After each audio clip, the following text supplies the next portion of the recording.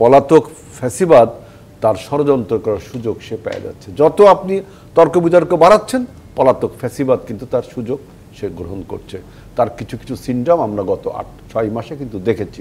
Political government ছাড়া আপনি রাষ্ট্রকে স্থিতিশীল করতে পারবেন না। রাজনীতিতে তর্ক বিতর্ক থাকবে, তার প্রকৃষ্ট স্থান হচ্ছে সংসদ।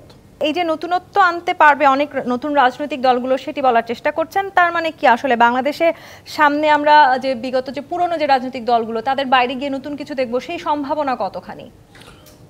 সবাই তো নতুন কিছু দেখছে, প্রত্যেকটা দিনই নতুন নতুন দিন মানুষের কাছে আছে। এটা নিয়ে অযথা বিতর্ক বাড়িয়ে বা কোনো একটা প্রশ্ন তুলে আমাদের মূল লক্ষ্য থেকে বিচ্যুত হওয়ার কোনো প্রয়োজন নেই।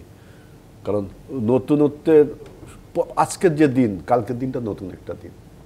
অযথা একটা এইটা নিয়ে আপনি বিশ্লেষণ করতে চাচ্ছেন, যেটা যার ফলে আমাদের যে নতুন আমাদের যে মূল যে লক্ষ্য, যে দেখেন যে গণ অভ্যুত্থানের পরে 5ই আগস্টের গণ অভ্যুত্থানের পরে তর্ক বিতর্ক, এত ন্যারেটিভ, এত কিছু তৈরি হয়েছে যে, এবং এত আলাপ দীর্ঘায়িত হচ্ছে যে পলাতক ফ্যাসিবাদ তার ষড়যন্ত্র করার সুযোগ সে পেয়ে যাচ্ছে। যত আপনি তর্ক বিতর্ক বাড়াচ্ছেন, পলাতক ফ্যাসিবাদ কিন্তু তার সুযোগ সে গ্রহণ করছে।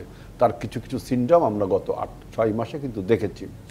এখন তাদেরকে পালিয়ে যাওয়ার সুযোগটাই বা কারা করে দিল? এটাই তো আমি বলছি যে তর্ক এবং বিতর্কের এক রাজনীতিতে তর্ক বিতর্ক থাকবে, তার প্রকৃষ্ট স্থান হচ্ছে সংসদ।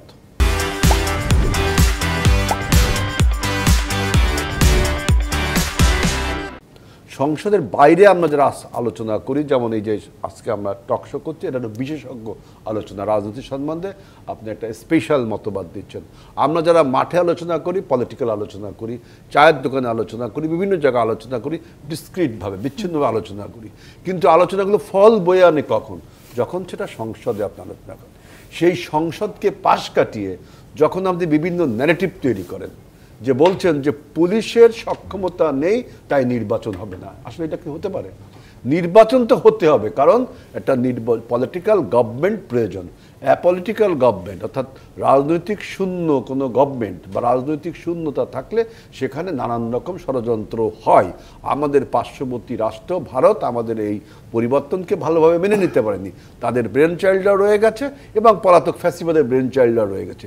এখন আমাদের কিন্তু একটা সুদৃঢ় ঐক্যের প্রয়োজন, সুদৃঢ় ঐক্যের প্রয়োজন। এই অভ্যুত্থানের শক্তি সবার একটা ঐক্যের কিসের ভিত্তিতে?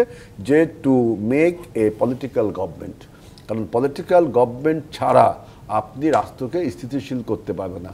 আজকে বিভিন্ন রকম কথা বলে রাষ্ট্রকে অস্থিতিশীল করতে পারেন, যে নতুন একটি কথা বলে নতুন রাজনৈতিক দল। দেখেন, নতুন রাজনৈতিক দলকে বিএনপি সবসময় স্বাগত জানায়, কারণ বিএনপির যে মাল্টিপার্টি ডেমোক্রেসি বিএনপি প্রণয়ন করেছিল, তার ফলেই কিন্তু আজকের জাতীয় পার্টি বলেন, জামাত বলেন, আওয়ামী লীগ নিজেও বলেন, তাই না? কারণ একদলীয় বাকশালের কাছে যদি বন্দী থাকতেন তাহলে কোনো দলই বিকশিত হতো না।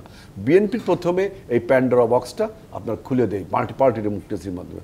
অর্থাৎ যেই নতুন দলটি আত্মপ্রকাশ করতে যাচ্ছে, এটাকে আমরা শতভাগ সাধুবাদ জানাই, কারণ নতুন নতুন রাজনৈতিক দল নতুন নতুন চ্যালেঞ্জ গ্রহণ করবে। আমরাও নতুন নতুন চ্যালেঞ্জ গ্রহণ করব, তাতে দেশটা উন্নত হবে।